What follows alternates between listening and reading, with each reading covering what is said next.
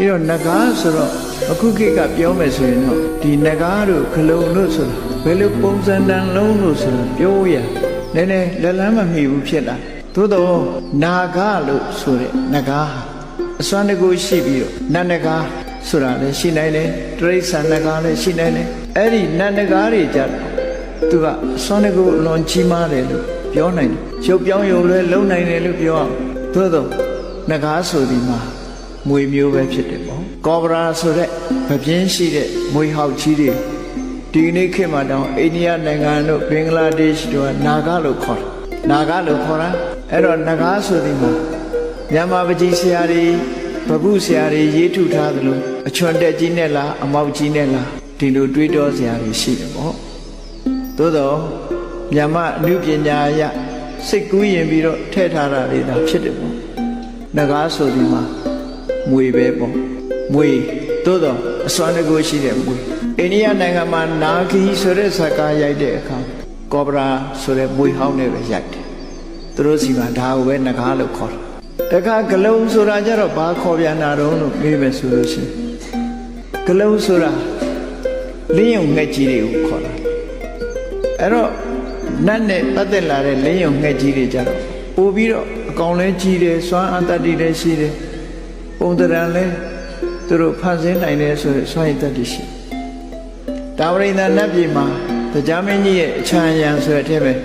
နဂါမင်းလည်းပါတယ်ဂလုံမင်းလည်းပါတယ်နော်နတ်မင်းကြီး၄ယောက်ဆိုတဲ့အထက်နဂါမင်းပါတယ်ဂလုံမင်းပါအဲ့တော့ဂလုံဆိုတာလင်းယုံငှက်ကြီးပဲဒါကြောင့်မလို့ဗမာပြည်အထုထားတဲ့ဂလုံငှက်ကြီးတွေကြည့်မယ်ဆိုရင်နှုတ်သီးကလင်းယုံငှက်ကြီးပုံအဲ့တော့နဂါနဲ့ဂလုံဆုံးပြီဆိုလို့ရှိရင်လင်းယုံငှက်ကြီးနဲ့ကောဘရာဆုံးပြီဆိုရင်လင်းယုံငှက်ကြီးကထိုးပြန်ချလာပြီဒီနဂါဆိုတဲ့မွေဟောက်ကြီးတွေကိုဖမ်းတော်တာပဲသူလက်ဘင်းကိုကုတ်တော်သူ့ခြေတော်ကြီးတွေနဲ့ကုတ်ပြီးတော့ခေါင်းဖောက်စားဒါကနေ့ခေတ်ထီအောင်တွေးနိုင်တဲ့အနေအထားရှိတယ်လင်းယုံဆိုတဲ့ကောင်အင်တာမမျက်စိဆူးရှာတယ်ဟုတ်အမတန်ဝေးတဲ့နေရာကမြက်တော်ထဲမှာသွားတဲ့မွေကိုမြင်နိုင်စွမ်းရှိတယ်တဟုန်တို့ထိုးဆင်းလာပြီးတော့ဖမ်းတော်တာဒါမျိုးတွေရှိတယ်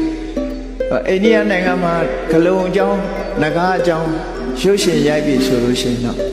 လင်းယုံနဲ့မွေဟောက်နဲ့ရိုက်တာဖြစ်တယ်အဲ့တော့လင်းယုံနဲ့မွေဟောက်ဟာဂလုံနဲ့နဂါလို့ပြောလို့ရတယ်သို့တော့ဒီစာထဲမှာပါတဲ့ဂလုံနဲ့နဂါဟာအစွမ်းတကူရှိတဲ့နတ်ဂလုံနတ်နဂါလို့တော့ဒီလိုတော့မှတ်လို့ရမဟာသမယသုတ်တန်ထဲမှာကြည့်ပဲဆိုရင်ဂလုံဆိုတာငှက်ဖဲဆိုတာထင်ရှားတယ်နော်မဟာသမယသုတ်တန်မှာဒိဗ္ဗာဓိဇာပက္ခိဝိသုဒ္ဓစက္ခုဆိုတာဒိဗ္ဗာဆိုတာနတ်နဲ့ဖြစ်သောဓိဇဆိုတာဥကမွေးတဲ့အကောင်နော်ဒိဗ္ဗာဓိဇာပက္ခိအတောင်ရှိတယ်ဝိသုဒ္ဓစက္ခုမျက်လုံးကတောက်ပအဝေးကြီးကိုမြင်ရတယ်ဆိုဒီကနေ့ဂလုံတွေဟာဒီလင်းယုံတွေဟာလည်းပဲဒီတိုင်းဘုရားမဆူရှာတဲ့အမြင်ရှိနှုတ်သီးကြီးတွေကလည်းဗဒမချွန်တယ်လက်သေးခြေသေးကြီးတွေကလည်းဗဒမထက်တယ်ဖမ်းသွားနိုင်တယ်သူတို့တွေ့ဘူးကြလိုက်ပဲဒီနေ့ခေတ်မြင်လို့ရတဲ့အထင်မှာတော့နော်ဒီနတ်ကြီးအိုဆိုတဲ့ channel ကိုကြည့်ပဲဆိုလို့ရှိရင်နော်ငါးတွေပါတွေလည်းကောင်းကင်ကနေထိုးဆင်းပြီးတော့ငါးတွေကိုခြေထောက်နဲ့ကုပ်ယူသွားတာရှိတာမွေတွေလည်းအဲ့လိုဖမ်းသွားတာရှိအဲ့တော့ဒီမဟာသမယတုတ်ထဲမှာပါရာကိုကပဲနော်ဒီလိုနဂါနဲ့လင်းယုံနဂါနဲ့ဂလုံဆိုတာမွေနဲ့လင်းယုံကိုပဲဆိုတယ်ဆိုတာအမတမတော့ထင်ရှား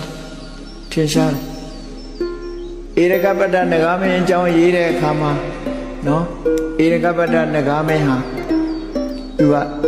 ခင်းကမြစ်ထဲမှာဖြစ်တဲ့နဂါပဲမွေကြီးပဲသူဟာပပြင်းရှိတယ်အဲ့ဒီနဂါကြီးကပုံစံအမျိုးမျိုးနဲ့ဖန်တီးပြီးတော့နေနိုင်တယ်ဒီကနေ့ခေတ်လည်းမြေကြီးအောင်မှာမွေကြီးတွေရှိတယ်ဆိုတာထင်ရှားတယ်ပေါ့မွေရှိတယ်မွေကြီးတွေဟာယရနာတွေကိုယူထားပြီးတော့ပိုင်ဆိုင်မှုတွေပြုကြ